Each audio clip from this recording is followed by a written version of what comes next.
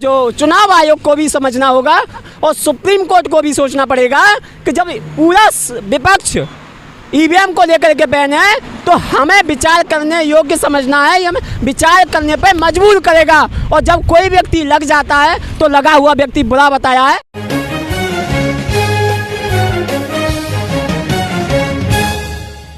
31 जनवरी को दिल्ली में EVM ban कराने को लेकर एक बड़ा आंदोलन किया जा रहा है, जिसमें बहुजन समाज के तमाम संगठन वहां पहुंच रहे हैं। खास करके बात करें तो भीम आर्मी जय भीम के राष्ट्रीय मंजीत सिंह नौटियाल और तमाम ऐसे संगठन हैं जो कि पूर्व मंत्री राजेंद्र पाल गौतम या भानु प्रताप एडवोकेट है, उन्होंने इससे पहले भी और एक आंदोलन करते हुए ईवीएम बैन कराने को लेकर एक मिस कॉल नंबर भी जारी किया था, जो नंबर है 9667722062। यह नंबर उन्होंने जारी किया था। और अब 31 जनवरी को ईवीएम को बैन कराने के लिए एक बड़ा आंदोलन किया जा रहा है। यानी कि बात करें तो जिस तरह से बीजेपी सरकार की और चुनाव आयोग कठपुतली बन करके रह गई है। हालांकि देखने वाली बात यह होगी कि ईवीएम बैन कराने को लेकर के चुनाव आयोग इस पर क्या कुछ कदम उठाता है। यहाँ मेरे साथ में मौजूद है भीम आर्मी आजाद समाज पार्टी के पूर्व जिलाध्यक्ष प्रेम सिंह हिमल जी भी मौजूद हैं। और एक बार उनसे हम जानकारी करेंगे कि जिस तरह से कि उनका इस ईवीएम बैन को लेकर के क्या कुछ राय है, क्या कुछ कहना चाहते हैं, एक बार हमसे जानकारी करेंगे। 31 जनवरी को दिल्ली में एक बड़े आंदोलन की तैयारियां हो रही है ईवीएम बैन कराने को लेकर के। क्या कहेंगे, क्या चुनाव आयोग ईवीएम बैन कराने को लेकर के उस पर एक बड़ा कदम उठा सकता है या फिर केवल बीजेपी की चुनाव आयोग कठपुतली बन करके रह जाएगा? सबसे पहले आपको बहुत बहुत धन्यवाद कि ईवीएम को लेकर के आपने अपनी बात रखी और मैं समता न्यूज़ के सभी पत्रकारों को धन्यवाद करता हूं कि देखो, सबसे बड़ी अहम बात यह है कि ईवीएम आवश्यकता क्यों पड़ी।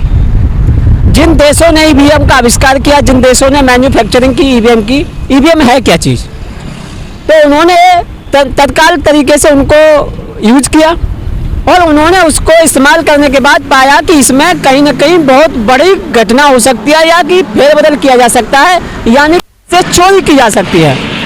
तो लोकतांत्रिक व्यवस्था को आघात ना पहुंचे, इस वजह से उन्होंने ईवीएम को बैन किया। लेकिन जैसे ही कांग्रेस उस समय की सरकार ने ईवीएम को देखा तो ईवीएम कांग्रेस के माध्यम से यहाँ लाई गई। अब जब कांग्रेस की सत्ता रही तो ईवीएम से कांग्रेस ने भी खूब सत्ता हासिल की।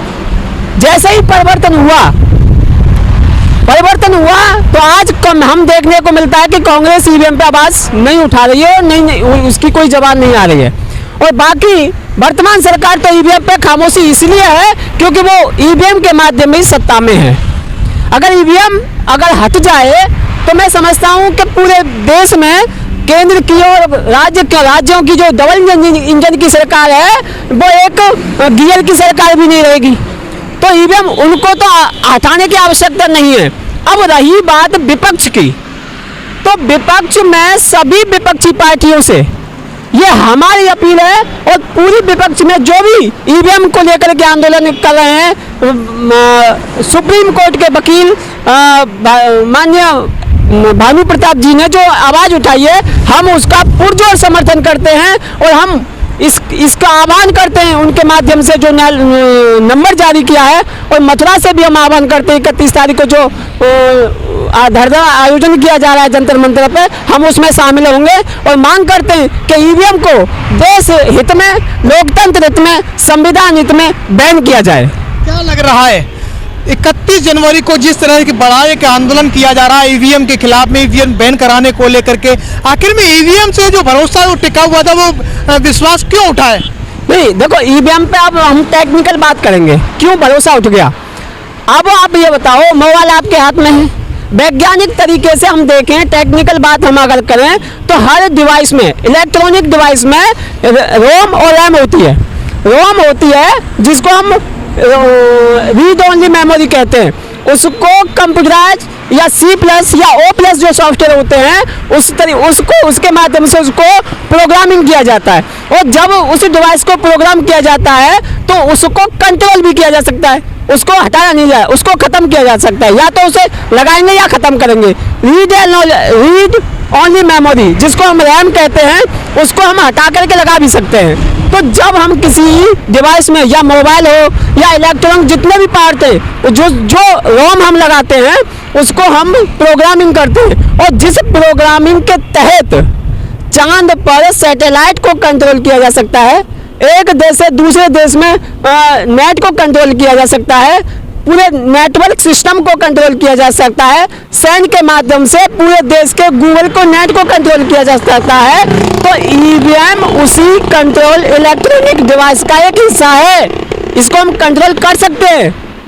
एक बात बताइए, जिस तरह से ईवीएम को लेकर के बीजेपी चुनाव जीतती है, आखिर में विपक्ष क्यों ईवीएम पर मुद्दा नहीं उठा रहा है? जब जैसे ही विपक्ष हारता है और ईवीएम को लेकर के उस पर ईवीएम पर ठीकरा फोड़ता है, फिर उससे पहले ही और विपक्ष जितने भी राजनीतिक दल हैं वो इस पर बहिष्कार क्यों नहीं करते? क्या कहेंगे? ईवीएम पर जैसे कि अब बात आती है कि विपक्ष हार गया, अब विपक्ष को एक मीडिया के माध्यम से टॉलरेंस किया जाता है, उसको ट्रोल किया जाता है कि विपक्ष को एक व्यक्ति आ तो गया, उस राज्य में सत्ता तो आ गई, उस जिले में सत्ता तो आ गई। अब आप बताइए, चोर भी होता है तो बड़े सावधानी के साथ चोरी करता है, कहीं ना कहीं ये उसमें कुछ छोड़ के जाता है ताकि किसी को पता ना लगे कि इसमें हमने चोरी की है। तो बीजेपी वर्तमान सरकार यही करती है कि सारे देश में लाने के बाद एक दो हिस्से में राज्य में स्टेट गवर्नमेंट बनाती है ताकि लोगों का विश्वास बना रहे ईवीएम के प्रति। अब रही बात अब सत्ता की या विपक्ष की, कि विपक्ष के हाथ में से सत्ता क्यों नहीं आती, वो एकजुट क्यों नहीं होते, उनका एक ही मकसद है कि कांग्रेस आएगी नहीं। तो मेन बात यह है कि जब कांग्रेस अभी तक विपक्ष की सबसे बड़ी पार्टी है तो ये जिम्मेदारी कांग्रेस की होनी चाहिए। विपक्ष में और भी छोटे छोटे क्षेत्रीय दल हैं, उनको भी एक साथ होना चाहिए। यही कारण है कि वो आज सत्ता से दूर हैं, वो दो कोसों दूर बैठी हुई है। अगर आज भी 2024 के ये पहले 6 महीने बड़े अहम हैं, अगर विपक्ष के दलों ने, क्षेत्रीय दलों ने इस बात को नहीं समझा तो आप बहुत पीछे चले जाएंगे, आपके हाथ में कुछ नहीं बचेगा।